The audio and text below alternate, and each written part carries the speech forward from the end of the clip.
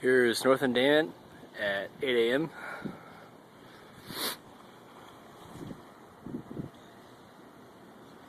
Pretty empty. Going down North Avenue, east.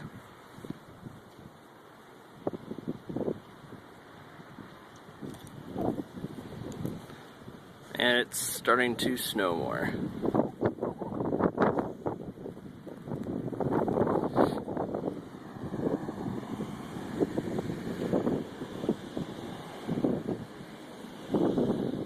We got buses.